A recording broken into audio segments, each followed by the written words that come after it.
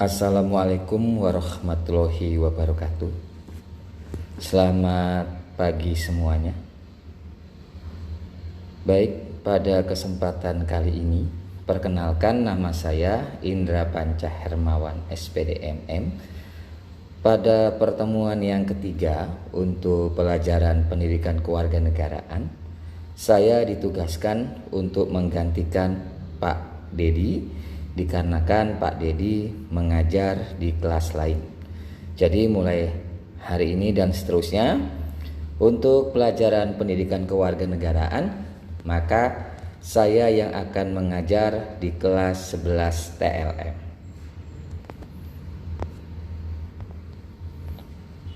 Baik, untuk materi kali ini kita akan mempelajari tentang contoh kasus pelanggaran hak asasi manusia yang ada di Indonesia. Sebelum kita memasuki materi ini, ada baiknya kalau kita mulai mengetahui dulu apa itu hak asasi manusia. Mungkin kalian sudah mengetahui yang namanya hak asasi manusia itu adalah hak-hak ataupun sesuatu yang memang sudah didapatkan oleh manusia dari kita dilahirkan. Apa saja contohnya? Yang pertama, hak untuk hidup. Yang kedua, hak untuk memperoleh pendidikan. Dan yang ketiga adalah hak untuk memperoleh pekerjaan. Itu adalah hak asasi manusia yang hakiki ataupun hak yang memang sudah kita dapatkan dari saat kita dilahirkan di muka bumi ini. Nah, kalau kita masuk ke kasus-kasus pelanggaran hak asasi di manusia di Indonesia itu, apa penyebab pelanggaran hak asasi manusia? Dalam kehidupan sehari-hari, kalian tentunya sering mendengar dan melihat peristiwa-peristiwa seperti pembunuhan, pemerkosaan, perampokan yang disertai pembunuhan, penyiksaan, dan sebagainya. Selain itu, mungkin saja kalian pernah melihat seorang pembantu rumah tangga yang dicaci maki oleh majikannya karena melakukan sebuah kesalahan.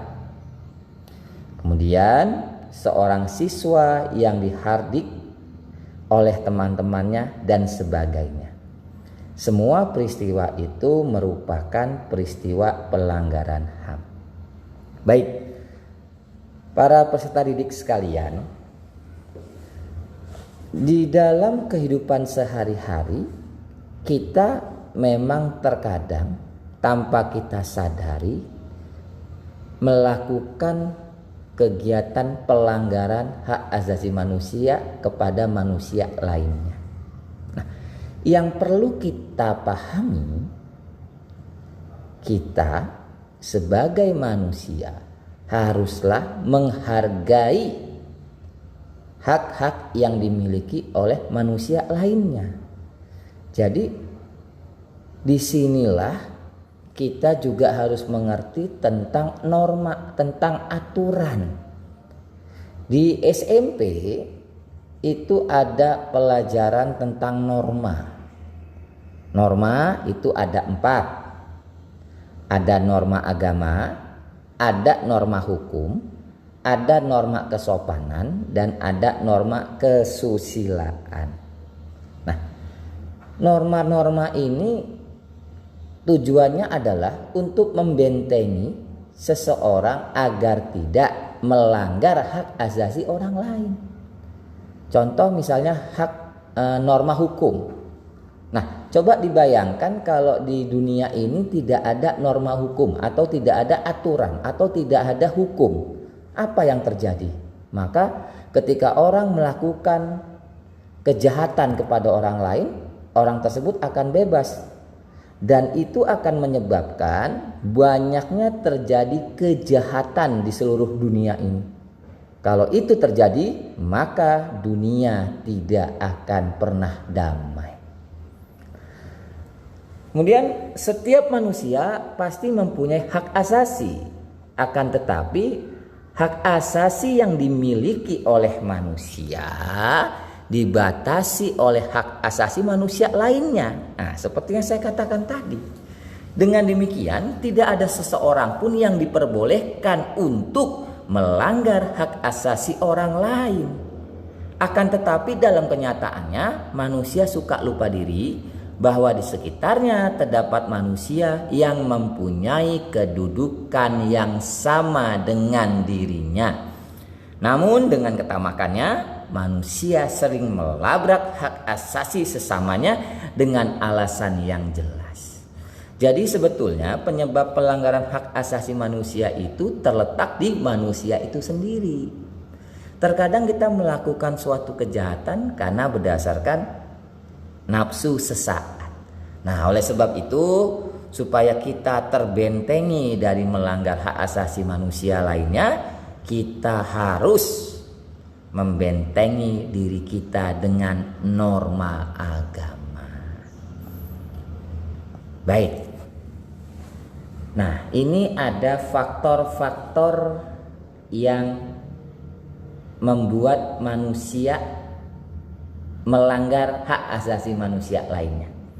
Di sini ada faktor internal, yaitu dorongan untuk melakukan pelanggaran HAM yang berasal dari diri pelaku. Internal, dari dalam diri kita. Apa itu? Yang pertama ada sikap egois atau terlalu mementingkan diri sendiri.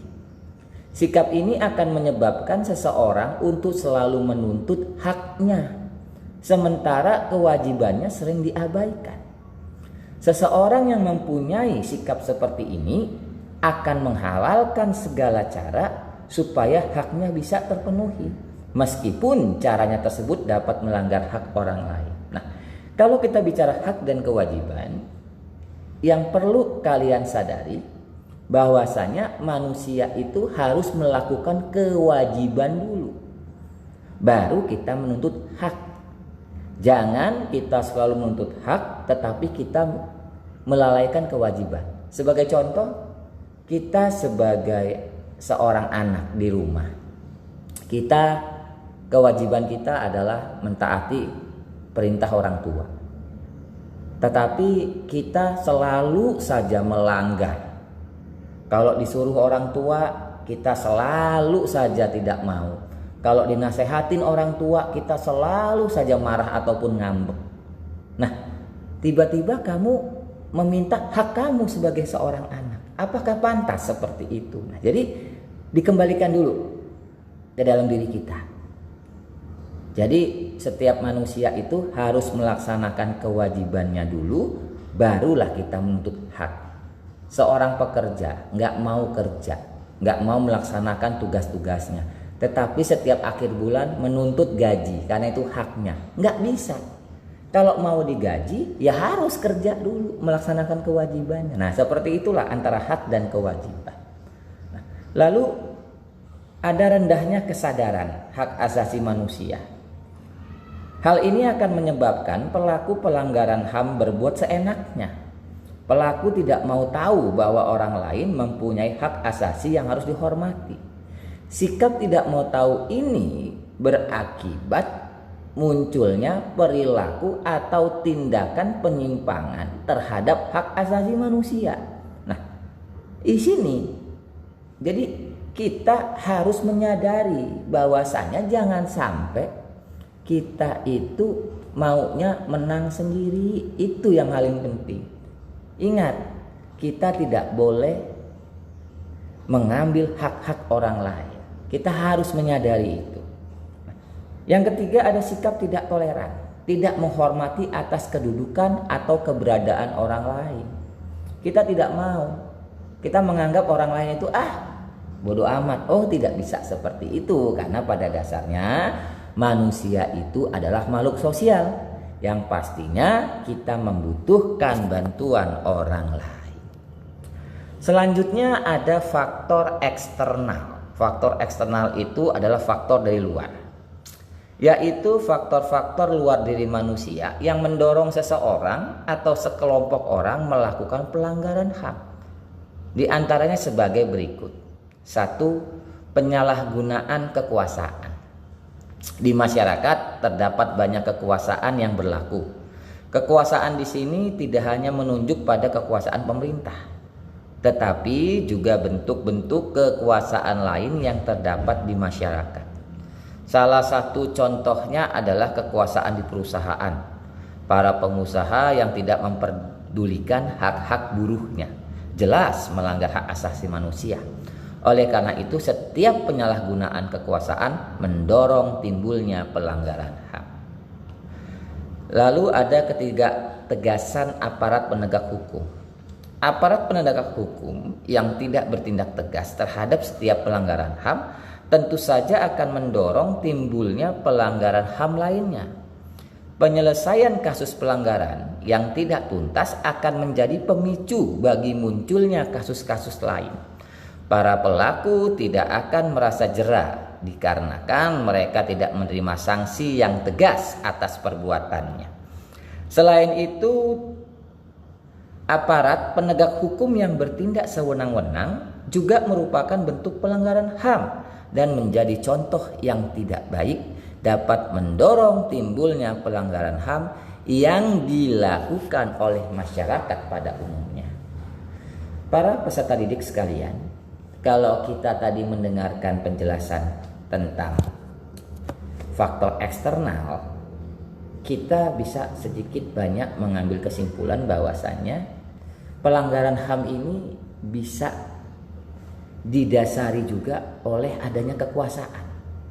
Ketika seseorang memperoleh kekuasaan, maka orang tersebut akan bisa bertindak sewenang-wenang. Nah, ini tidak boleh terjadi. Karena bagaimanapun seorang mempunyai yang namanya kekuasaan, harus bisa kekuasaannya itu digunakan untuk memakmurkan hajat hidup orang banyak.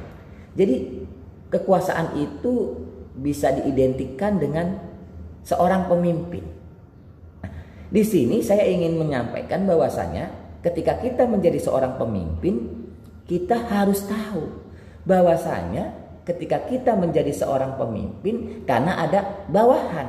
Nah, kita harus sadar bawahan itu bukan bawahan kita, tetapi partner kita. Nah, contoh pemilik perusahaan.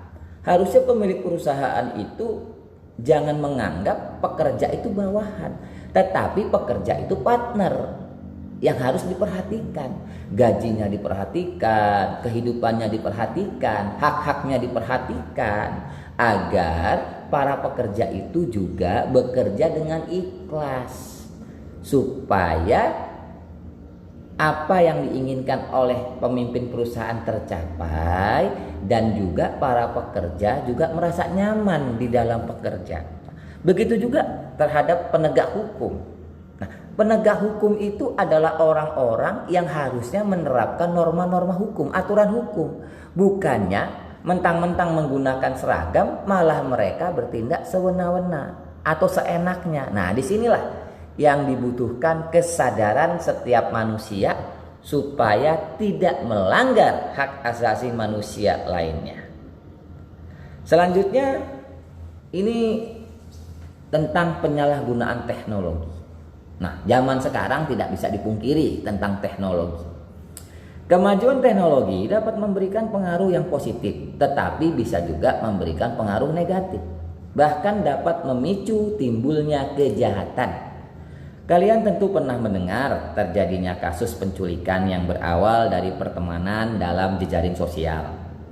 Kasus tersebut menjadi bukti apabila kemajuan teknologi tidak dimanfaatkan untuk hal-hal yang sesuai aturan, tentu saja akan menjadi penyebab timbulnya pelanggaran HAM. Selain itu juga, kemajuan teknologi dalam bidang produksi ternyata dapat menimbulkan dampak negatif, misalnya munculnya pencemaran lingkungan yang bisa mengakibatkan terganggunya kesehatan manusia. Nah, anak-anakku sekalian, kalian juga merasakan kemajuan teknologi luar biasa sekarang ini. Di penjara itu banyak sekali sekarang seseorang yang dipenjara bukan karena melakukan kejahatan-kejahatan yang seperti dulu, contohnya membunuh, merampok, itu tidak. Kalian mungkin bisa melihat bahwasanya ada beberapa orang yang mengunggah di YouTube atau di Instagram hal-hal yang memang tidak pantas. Akhirnya apa? Masuk penjara. Nah, ini luar biasa sekarang. Jadi teknologi ini kalau kita tidak bisa memanfaatkan, efeknya akan banyak timbul negatif.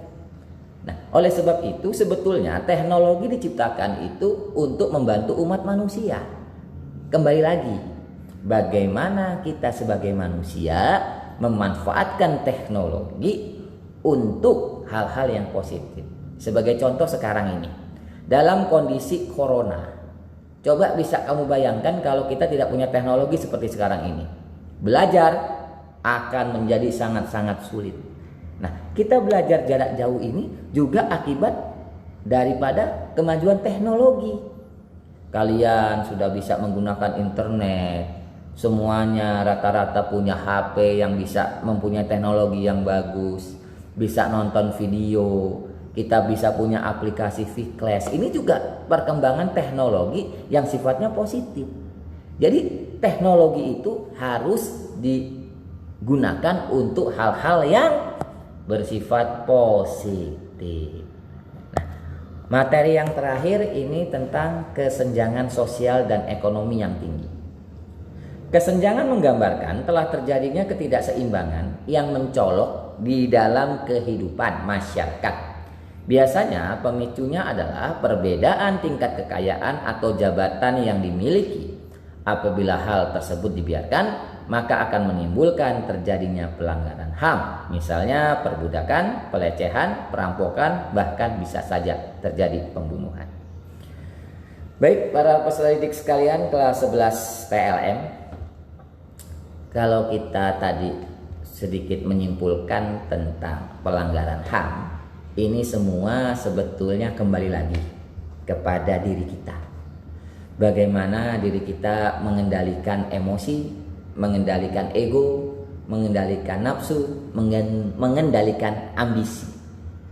Jadi jangan sampai kita melakukan sesuatu yang dapat merugikan orang lain.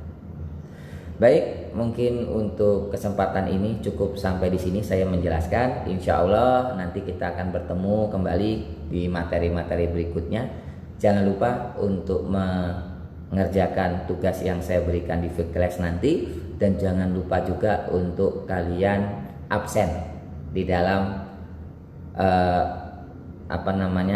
Vclass yang sudah kita siapkan. Baik, tetap semangat. Jangan pernah kita berpikir negatif, selalu optimis. Insya Allah kita akan bisa bertemu kembali secepatnya di sekolah SMK Harapan Bangsa. Mudah-mudahan corona segera berakhir dan kita bisa berkumpul kembali. Terima kasih banyak, tetap semangat, jangan pernah menyerah. Assalamualaikum warahmatullahi wabarakatuh.